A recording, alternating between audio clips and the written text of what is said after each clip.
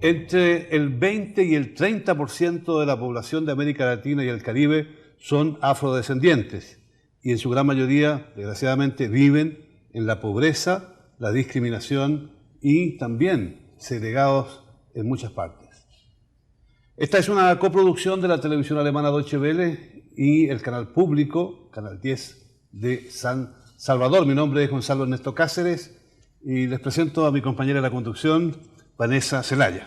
Muchas gracias, Gonzalo. Un placer tenerte en El Salvador y compartir contigo este programa. Y de inmediato también vamos a presentar a nuestros invitados. Le damos la bienvenida a Wolfgang López. Él es nacido en Alemania, hijo de salvadoreños, investigador y es parte del Comité de Afrodescendientes de este país. Bienvenido. Muchas gracias por la invitación y también es importante abrir estos espacios para poder reflexionar y discutir la situación de los afrodescendientes en Latinoamérica. Muchas gracias. Muchas gracias a ti y también queremos darle la bienvenida a Marielba Herrera, licenciada en antropología. Bienvenida. Muchas gracias por la invitación, también por la creación de este espacio donde consideramos que es importante conocer la realidad de los afrodescendientes en El Salvador, obviamente enmarcada en América Latina, pero también nos interesa conocer un poco nuestra realidad como afrosalvadoreños. Gracias. Bienvenida. También nos acompaña el licenciado Carlos Lucel, licenciado en Historia. Bienvenido. Muchas gracias por la invitación, por la oportunidad de estar con ustedes y de poder dar luces de lo que está pasando con las poblaciones de origen africano, no solo aquí, sino que en toda América. Y también queremos darle la bienvenida a Malushka, especialista en educación. Ella es nacida en Estados Unidos, pero tiene familia de descendencia haitiana. Bienvenida. Muchas gracias, es un placer de estar aquí y gracias por la invitación. Y estoy feliz de poder compartir la experiencia del Caribe y también de ser afrodescendiente en Centroamérica. Malushka, a pesar de la existencia de marcos legales que regulan los derechos de todas las personas, la población afrodescendiente vive en condiciones realmente dramáticas en muchos lugares. ¿Cuál es, desde tu punto de vista, esa realidad? ¿Cómo vives tú la discriminación también, la actitud que algunos tienen en contra de los afrodescendientes? Es bien lástima de decir, de sentir que un mundo que somos deberíamos ser igual y respetuoso a todo, a cualquier persona, pero a mí es parte de mi vida cada día, que me levanto cuando voy a un nuevo lugar a saber cómo me van a recibir, si la gente van a querer acercarse de mí o no responder y todo, pero a ver la región y de ver que hasta ahora estamos en este siglo XXI, que no hemos llegado a tener una inclusión social a todos los niveles, es triste. A nivel de derechos que sea de niños, de adultos y de todo, de ver que esa cuestión de color, de raza, sigue ser un tema que no se abre, que no se discute y que es difícil, es bien difícil. Para mí es una realidad que tengo que vivir y enseñar también a mi hijo cómo educarle viviendo en donde hay una minoría de afrodescendientes y cómo ser aceptado y cómo incluirse en la sociedad, que nosotros seamos juzgados para nuestra persona y no para nuestra raza. Esta es una realidad que la vive Latinoamérica, la vive Centroamérica, la vive en diferentes países, pero Wolfgang, es también importante hablar acerca de si es que este racismo lo vive toda Latinoamérica o es solo una parte de la población.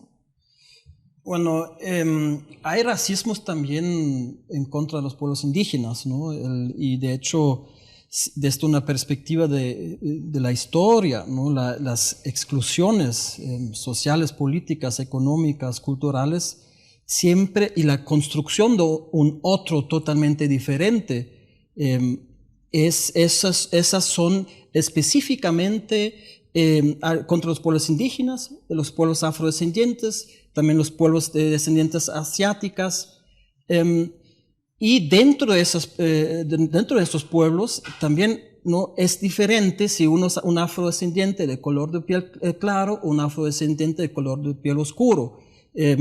A mí en la calle en San Salvador muchas veces no me van a discriminar, pero si no me van a ver como una persona blanca, pero si soy un afrodescendiente de color de piel oscuro, a cada rato en El Salvador preguntan si es de aquí, que hay que mostrar los papeles.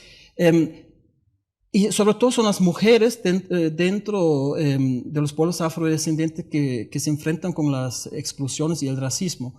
Y las exclusiones, bueno, hay también discriminaciones de otra manera, ¿no? De género también. Entonces hay una gran, amplia gama de formas de cómo excluir. ¿Son racistas los latinoamericanos en general? Yo no podría decir, como he viajado bastante, hay diferentes tipos de racismo. He vivido en Estados Unidos, he viajado en Europa, he viajado en Centroamérica, varios países del Caribe. Así se vive de una manera bien diferente que si uno está, por ejemplo, en un país a predominancia de descendencia anglosaxón. Así es un poquito diferente, pero sí hay dentro de la cultura, hay como un tipo de clasificación. Así que se entra, como decía Wolfgang, de la oscuridad de tu piel, así que puede ser tienes como 6 diferentes tipos, y de sentir y de ver, lo que es seguro, lo más claro que uno está, lo más aceptado que vas a hacer en Latinoamérica o el Caribe. Y lo más oscuro, así está haciendo con lo más, no puedo decir malo, pero sí se siente mucho más la diferencia. ¿Y estas son manifestaciones de racismo? Claramente, porque dependiendo del color de piel o dependiendo de cuál es el aspecto físico que tiene la persona, existe una clasificación. Y aquí, María Elba, yo sé que hay muchas investigaciones acerca de esto y es importante conocer cuáles son esas manifestaciones de racismo, porque no solo van en el sentido de despreciar a una persona por su color de piel, sino que va más allá, ya contempla algo que va en materia de derechos humanos y que ya conlleva a un Estado.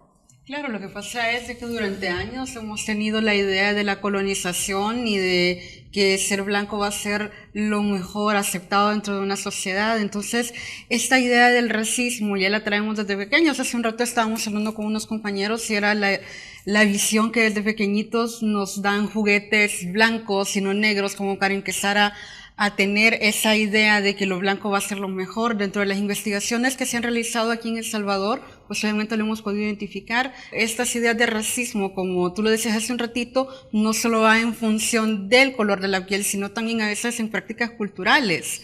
Y eso lo tenemos arraigado desde la infancia prácticamente. Todavía nosotros tenemos esa deuda de trabajar un sinfín de investigaciones que nos lleven a revertir esta historia que hemos tenido durante cientos de años. Y en función de esto, pues creo que esta visibilización de ser afrosalvadoreños o ser afrodescendientes en América Latina nos va a llevar al reconocimiento de los derechos humanos, ya sea hombre, mujer, niño, en fin, cualquiera de las personas dentro de una sociedad tendrían el derecho a la educación, a la salud pública y a un sinfín de derechos, valga la redundancia, a las que todos deberíamos tener acceso y gozar libremente.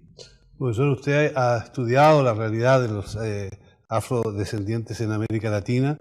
¿Y qué nos puede decir al respecto? ¿Cuál es el cuadro general que usted ha podido reconocer y cuáles son las condiciones en que vive esta enorme cantidad de compatriotas latinoamericanos y caribeños y centroamericanos? Primero, en América Latina yo creo que ha habido como una negación de la presencia o de la ascendencia africana que tienen todos los pueblos de América Latina.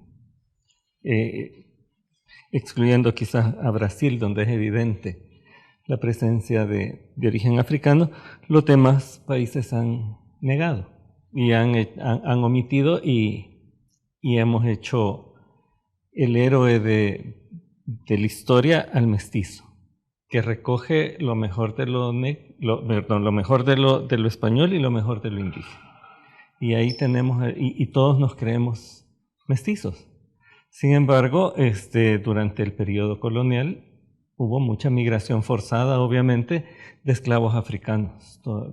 Fue muchísimas las personas de origen africano que llegaron a América y que nos heredaron una serie de cuestiones, además de la parte cultural, sino que también las herencias que todavía podemos ver fenotípicamente en la calle. Sin embargo, por ejemplo, El Salvador ha sido quizás el último país de América Latina en visibilizar esta herencia africana que tenemos. Y precisamente eso, el licenciado, ha tocado un punto importante, y es que cuando hablamos de la historia se cree que en realidad el cruce ha sido de indígenas y de europeos, pero ¿a dónde dejamos a los africanos? ¿A dónde dejamos esa parte que forma parte importante? Y aquí la pregunta, la información. La información es importante para generar políticas públicas, para hacer censos, para que la población se concientice acerca de cuánta es la población afrodescendiente que existe. ¿Se tiene acceso a esa información? ¿Existe esta información?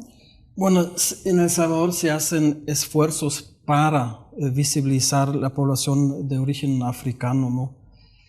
Pero en el 2007 se hizo después de 80 años, el último censo fue en 1930, en un marco, en los 1930, un marco donde el racismo científico tenía un auge, ¿no? Era la opinión científica común y corriente, casi de la mayoría de politólogos o historiadores o científicos sociales, políticos.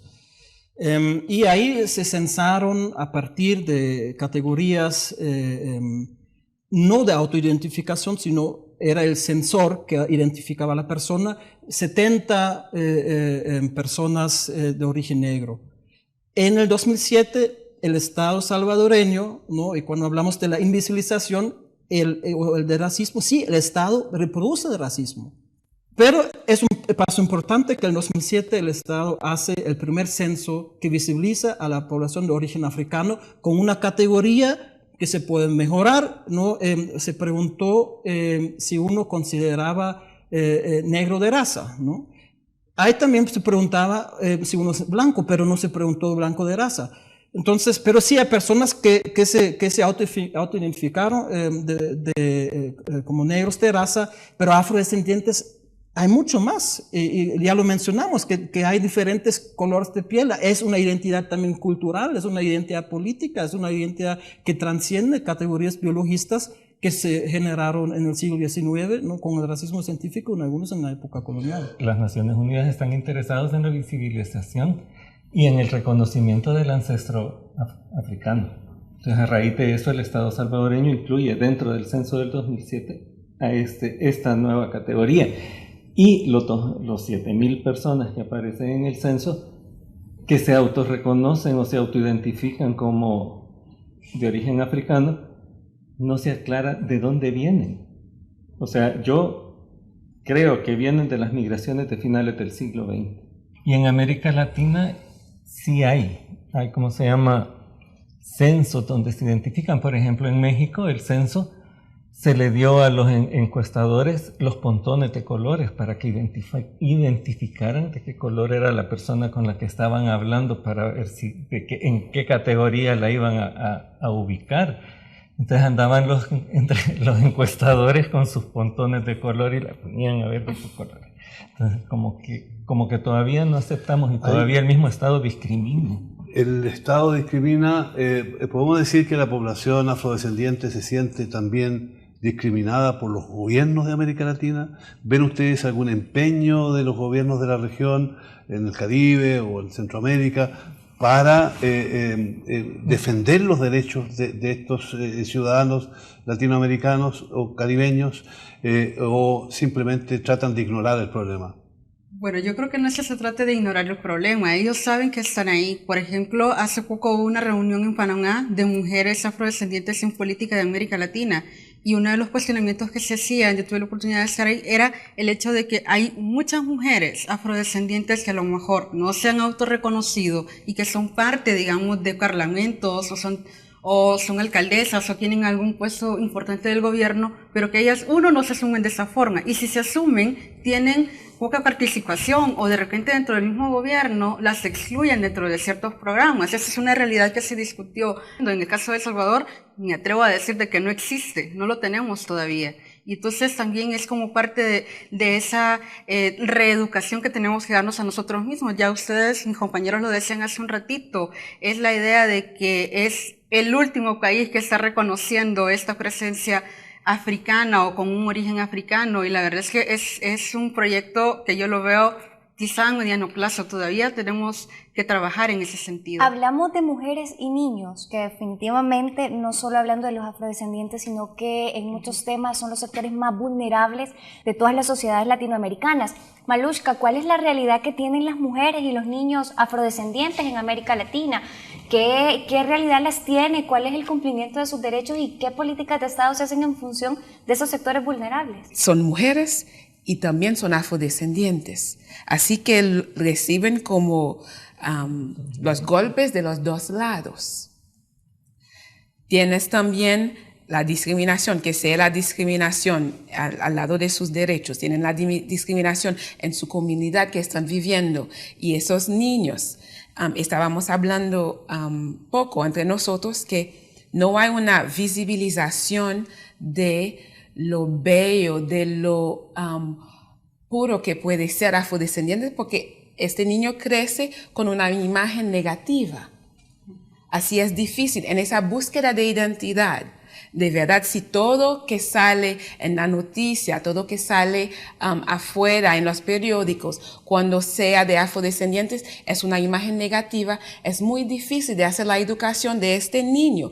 Cuando llega a ser adolescente, ¿cómo puede defender y identificarse de esa manera cuando todo alrededor de él o de ella es algo negativo? Y eso es una cosa que hay que remediar a través de la educación, a través de las leyes. Porque tener un libro, por ejemplo, de tener niños que vean a libros, como decía Marielba, que los personajes son blancos, los personajes no representen su propio color o su comunidad y todo eso, no se puede identificar. Esta situación que afecta a los afrodescendientes, que puede una población que se calcula que puede llegar hasta los 200 millones de latinoamericanos, con esta marginación, con esta segregación, con este racismo, se debilita naturalmente la así llamada democracia que vivimos los latinoamericanos. Es decir, no podemos hablar de una democracia cuando estamos viviendo esta realidad con 200 millones de latinoamericanos que sufren en estas condiciones. Lo que sucede también es que los gobiernos, al no reconocerlos, asumen que no existen dentro de sus países. Por ejemplo, la mayor parte de los países sudamericanos no consideran siquiera que tienen ascendencia afrodescendiente. Entonces, al considerarse todos como mestizos, el afrodescendiente no cuenta para nada dentro de las políticas y no se le toma en cuenta, a excepción de Colombia, que ya tiene una constitución donde reconoce, o Bolivia, que tienen otro tipo de constituciones donde sí se reconocen a las poblaciones y que sí son importantes. También creo que Nicaragua ha hecho lo mismo con la constitución al reconocer que son multiétnicas y no solo mestizas. Eso por un lado, y por el otro hay como un esfuerzo de los gobiernos. Hay un proyecto que se llama el Proyecto Candela, que está tratando de hacer un mapeo genético de las poblaciones. Por lo menos ahora son 3 países, que Brasil, Colombia y México. Y lo que han descubierto es, por ejemplo, en Brasil, que a pesar de que las personas se ven blancas, el ascendente africano es bien fuerte y a lo mejor tienen mucho más porcentaje de ADN africano que las mismas personas de color oscuro. En México igual, o sea, se ha determinado en qué lugares se quedaron, se establecieron y están viviendo ahí. Entonces, yo creo que todo eso como que está permitiendo a los países latinoamericanos entender que no solo somos mestizos, sino que hay una serie de componentes de poblaciones y en este caso no solo las poblaciones afrodescendientes, también hay que considerar las migraciones chinas, las de los árabes, o sea, muchas poblaciones migraron a América Latina y nos han formado. Pero aquí surge una pregunta, Marielba, y es ¿por qué a pesar de todos estos esfuerzos, por qué a pesar de que organismos internacionales están realmente buscando visibilizar a este tipo de poblaciones, por qué realmente no se avanza? ¿O usted considera que han habido esfuerzos significativos de los estados para evitar esta exclusión social?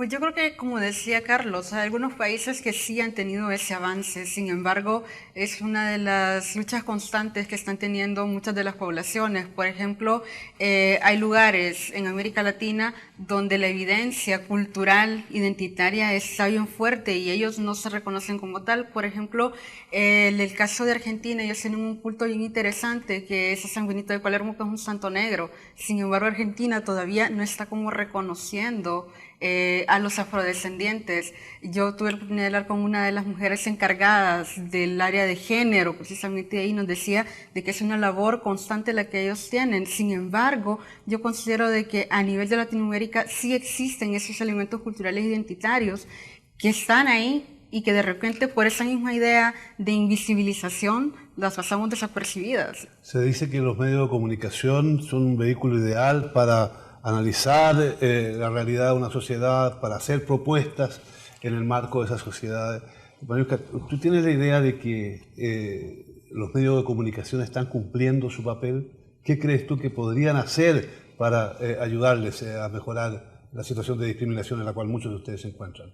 Creo que los medios de comunicación no han hecho 30% de lo que podrían hacer para ayudar a la inclusión y a la tolerancia de los afrodescendientes. Al contrario, el sensacional se vende. Así que los medios de comunicación está haciendo ahora el contrario, porque lo que van a escoger para presentar y compartir son cosas negativas. Así que eso son cosas que es como meter aceite al fuego y no están haciendo cosas para enfriar, para ayudar, para educar a la sociedad, a la población sobre la historia, de hacer búsqueda, de ver, esos son los modelos, eso es la historia de los afrodescendientes en Guatemala, eso es el viaje que tomaron para llegar a la costa. Así, compartir toda esta historia podría ayudar, pero los medios de comunicación tienen el poder de ayudar, de visibilizar de verdad al pleito de los afrodescendientes y a cambiar la imagen que el resto de la población y del mundo tiene sobre los afrodescendientes. Así sería bueno que usaron eso para descubrir, para hacer documentales, presentar de verdad cuál es la realidad y cómo se comparte todo lo que hay de positivo también en los diferentes países. Y ahora, Wolfgang, es retomando un poco lo que dice Mariuska, y es también el papel que juegan las sociedades y el reconocimiento, el trabajo que tiene que hacer cada persona en el racismo, en la exclusión social, porque creo que esto es un tema de racismo. Hablamos de los afrodescendientes, pero históricamente han habido poblaciones y sociedades que han sido excluidas y que ha habido un nivel de racismo que hasta el momento lo vivimos y lo viven las comunidades afrodescendientes. Sí, es algo es interesante, ¿no? Como usted preguntó sobre los avances, ¿no? ¿Por qué no hay avances, ¿no? Es igual que lo que comentó Mariuska, ¿no? ¿Cómo se hacen? ¿Cómo se construye la información? ¿Cómo se hacen los medios? ¿Cómo se construyen los medios? ¿Cómo se construye el Estado? ¿No? Aquí tenemos un espacio de participación, ¿no? Pero en el Estado, ¿cómo está? ¿Podemos realmente participar en la democracia? ¿Quiénes participan? ¿Quiénes construyen leyes? ¿Quiénes? No hay constituciones que hablan de la plurinacionalidad, de la pluriculturalidad. Pero una cosa es tener las normas y otra cosa es realizarlos. Entonces, pero si dentro de la asamblea no hay personas con una visión participativa de construir una sociedad en conjunto, no van a cumplirse esas leyes. Hay estructuras en Latinoamérica que tienen que ver con autoritarismos, ¿no? de una jerarquización de la sociedad, donde no realmente son procesos colectivos de construir saber, de construir conocimiento, de crear una educación, ¿no? Esos son realmente ver desde la sociedad civil, ¿no? Cómo podemos identificar los racismos que uno reproduce mismo, luego ver en qué contexto están, por qué me construyo así, qué tiene que ver con la situación económica, con las estructuras económicas, las estructuras políticas, sociales y culturales. Entonces es una tarea bastante grande. Una tarea bastante grande, y ahí hay que preguntarse si tenemos que esperar que los gobiernos hagan algo, tenemos que esperar que otros hagan algo, o cada latinoamericano que se siente identificado con la idea de la libertad y de la democracia debiera empezar a hacer algo ya. ¿Cómo se ve esto en el trabajo diario en la universidad, por ejemplo, licenciado? El problema es que las personas no se consideran como afrodescendientes, aunque lo sean. Y no se consideran como afrodescendientes porque estamos metidos en el mundo del mestizo. Y lo que reproducimos, como decía María Elba, es la cultura del mestizo. Entonces, sí hay personas, por ejemplo, que tienen una ascendencia muy pronunciada. Por ejemplo, una estudiante de la Universidad de El Salvador me comentaba la vez pasada que a ella la discriminan por su fenotipo, por la forma en que su apariencia física, y le decían que se fuera de regreso para la República Dominicana, porque era donde la gente piensa que vienen todos los afrodescendientes que habían llegado. Y la muchacha es de San Vicente, de un pueblo de aquí del centro de El Salvador.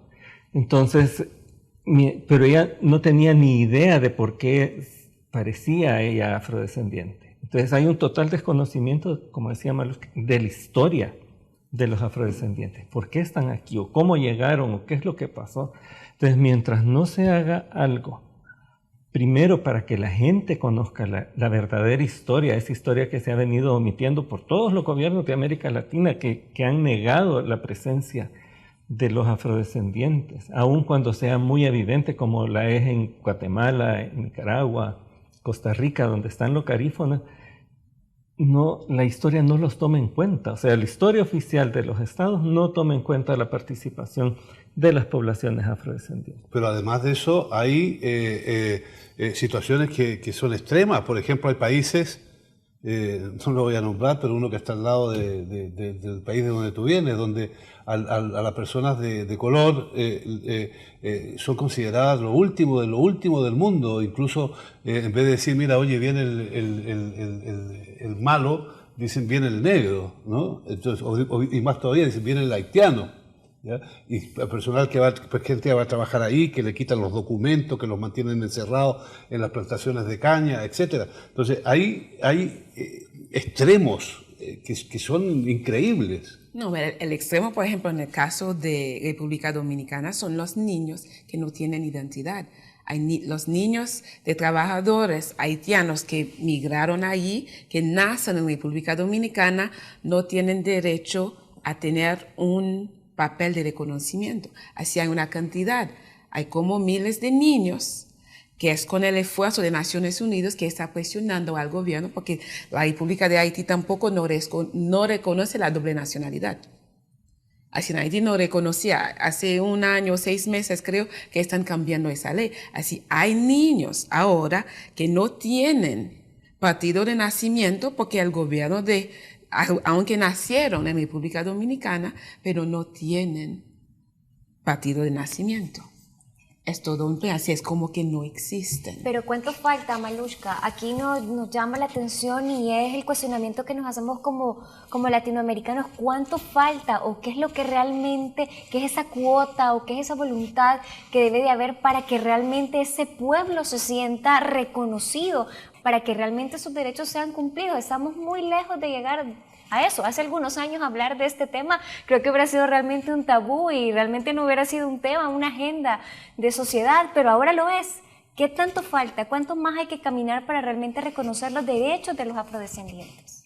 La cosa es, la verdad, yo estaba pensando cuando dices, los niños y las niñas no nacen con el racismo, los aprenden de sus padres y de la comunidad. Así que hasta que no llegamos a un tiempo de verdad de cambiar esa mentalidad y de educar y enseñar la tolerancia, la aceptancia y el respeto de cada persona, vamos a seguir en este camino. Así es por la educación de verdad que se va a hacer el cambio en el mundo, en todo el mundo, no solamente en América Latina, en el Caribe, pero es con la educación y poner un enfoque grande en esa diversidad, pluriculturalidad que existe, y de respetar a todo eso, que vamos a ver el cambio en el mundo. Bueno, Luzca, tú dices que la educación podría contribuir a terminar con las estructuras actuales que son de discriminación. ¿Es posible hacer eso? ¿Por qué no lo hacen los gobiernos latinoamericanos? Bueno, en parte es porque creo yo, desde hace tiempo lo venimos analizando también, es parte de esa política de Estado, de exclusión, de negación, de invisibilización.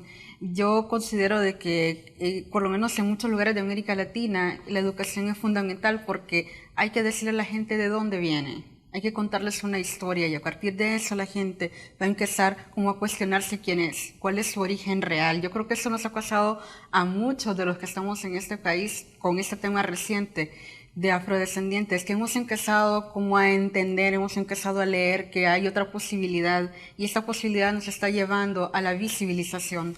Y obviamente va a ser un proceso largo, totalmente de acuerdo, pero una vez nosotros entendamos quiénes somos, de dónde venimos, empezamos a visibilizarnos dentro de una sociedad y esto nos va a llevar a otro proceso interesante que sería el reconocimiento de la Constitución.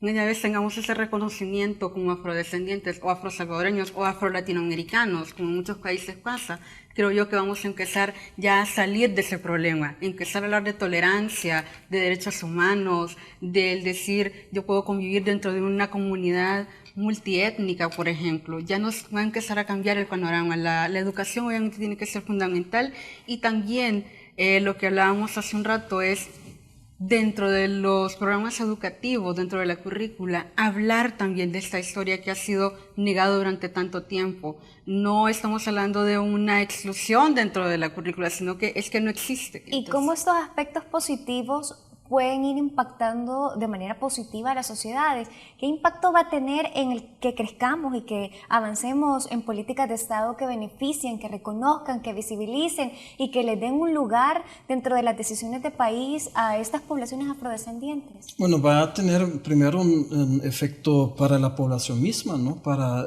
poder soñar, imaginarse otras vidas, ¿no? Tener su desarrollo personal, tener espacios donde expresar a sí mismo. Así es también de enriquecerse personal y socialmente, ¿no? Que se ha hecho también es robar una historia entera, ¿no? Del propio país, pero también de un continente entero. Estamos hablando de África, ¿no? Si afrodescendientes, estamos hablando de nuestros ancestros que fueron robados desde África, desde culturas, desde etnias. Es un acto violento. Y es devolver a esa historia, devolver a esa cultura milenaria. Y eso tiene un efecto de enriquecer la vida personalmente. Y obviamente también hay que empezar a educar qué es racismo. Muchas veces ni sabemos que somos racistas y hay que empezar que en todas las sociedades, no solamente en Latinoamérica, sino también en Europa, hay racismo. El racismo está ligado también a los proyectos coloniales que se difundió en todos los países del mundo. Y empezar los diversos aspectos a nivel personal, a nivel social, identificar el racismo y también en las luchas son las alianzas de la sociedad civil, de los movimientos sociales y algunas veces son pequeños grupos que se discuten, algunas veces son colectivos, algunas veces son organizaciones. Las exclusiones suceden y en la medida que las personas, la sociedad civil organizada se construyen alianzas entre ellos y con otras personas dentro de las instituciones para construir otra sociedad, ¿no? Es algo creativo, somos seres humanos que nos imaginamos y podemos crear muchos mundos, ¿no? Y eso hay que impulsar y eso se está haciendo. Y es un largo camino, ¿no? Pero ahí estamos, paso a paso. Luzca, crear una nueva sociedad, que esto cambie, que tus hijos no tengan que vivir lo que vivo, los hijos de tus hijos no tengan que vivir esta situación de discriminación y racismo, parece un sueño, ¿verdad? ¿Podrá ser alcanzable? Parece un sueño, pero soy una persona muy optimista. Así que tener la oportunidad como compartir aquí es hacer la educación del resto del mundo y debería ser una obligación para cada ciudadano o ciudadana de querer seguir a soñar, pero de aplicarse y de hacer un cambio. Pero lo que estaba diciendo Wolfgang era muy importante, pero voy a contar una cosa personal. Cuando yo estaba en Guatemala viviendo hace meses y visitando todos los museos, era increíble de ver la historia de los mayas, de ver hasta dónde pudieron ir para sacar toda su línea. Y me ha hecho triste porque yo no puedo hacer eso de una línea de Haití, de todo eso. Así que todos los afrodescendientes, como él decía, es como se ha cortado una parte, se ha robado una parte de tu historia. Y hasta ahora no lo podemos recuperar. He estudiado la historia de Haití y de todo eso, pero mi historia en Haití empieza donde después yo puedo un poquito antes de la independencia y todo eso, pero a ver los pueblos mayas, de ver todo lo que tenían ancestralmente, tradiciones y todo eso, no es el mismo. Uno no se imagina cuando pierdes una parte de ti y tú no lo puedes recuperar, es que vives como que hay una falta de equilibrio, hay algo que falta de ti. Es como que te dicen, estás adoptada, pero tú no sabes quién eran tus padres. Así es, así a pensar. En Haití estamos un poquito mejor que el resto de los afrodescendientes de Latinoamérica y del Caribe, porque ya como con la independencia, así pudieron crear, inventar y todo eso, y de verdad es un país a 95% de afrodescendientes. Así no es el mismo concepto que uno se va a imaginar si va a Colombia, pero sí de soñar para mí, de poder saber de dónde vengo, de cuál país de África soy. Así a veces encuentro a gente y me dije, wow, esa persona parece exactamente a una persona que he encontrado en un otro país, pero no tenemos la menor idea de qué país venimos de verdad y cuál es nuestro origen. Y eso sí sería lindo. Esto, licenciado, también nos lleva un poco a hablar acerca de qué falta sobre la identidad propia, porque negarse que tenemos afrodescendencia es negarse la identidad y en algún momento trabajar un poco en el hecho de no verlo desde el lado negativo, desde el lado que nos pueda causar algún tipo de vergüenza, sino que enorgullecernos de venir desde esa línea, de tener ese tipo de antepasados. Pero es que entonces vuelvo a lo que ya dije. Hay que educar a las personas, hay que contarles la historia, que sepan de dónde vienen, cómo llegaron aquí, para que empiecen a hacer su propia identidad, no la que nos han venido vendiendo por 200 años, sino que la real, y que cada uno pueda crear su propia identidad. Y ahí hay que incluir a todos los demás que son parte de nosotros también. O sea, no solo son indios, españoles, negros, también hay que tomar en cuenta a los demás que nos han venido formando. Quiera o no, somos el producto de todas esas mezclas de grupos poblacionales de otras partes. Sin embargo, quizás la más importante son los de origen africano, porque al finalizar la colonia, quizás el 80% de la población de la provincia de San Salvador era mulata. Entonces eso nos está diciendo que tenemos un componente afrodescendiente bien fuerte, pero que no lo reconocemos, ni sabemos. Creo que la mayor parte de las personas del país no lo sabe. Y eso, al conocerlo, yo creo que les ayudaría, como lo que les decía de esta persona, esta muchacha, cuando oyó la explicación que yo di de dónde veníamos, entonces me fue a dar las gracias, porque me dijo, al fin entiendo por qué me discriminan y ahora entiendo quién soy. ¿Sí? Eso, pero hay que educar a las personas. Y eso le va a ayudar a no discriminar, porque va a ayudar a entender a los demás. Wolfgang, tú eres un afrodescendiente. la gente como afrodescendiente no te acepta, como alemán sí. Es un absurdo. Sí, bueno, eso siempre, las identidades también es una construcción social, ¿no? Que se hace una sociedad. Realmente, yo nací en Alemania, mi madre era salvadoreña, mi padre alemán, y en Alemania de niño, yo me veía diferente, bueno, hoy ya no soy niño, evidentemente, me decían en algunos pueblos el niño negro, y se reían. ¿No? Y eso no sucedió constantemente, pero en algunos momentos de mi vida existió otra mirada hacia mí, que no fue la misma mirada que yo hacía hacia mí. Yo pensaba que soy un niño alemán, blanco, común y corriente, pero existían esas fisuras, el niño negro, también algunas veces el niño palestino, israelí, bueno, más a ver de Brasil, ¿no? Y eso quizás me sensibilizó también en esa cuestión de cómo se construyen identidades, la diversidad.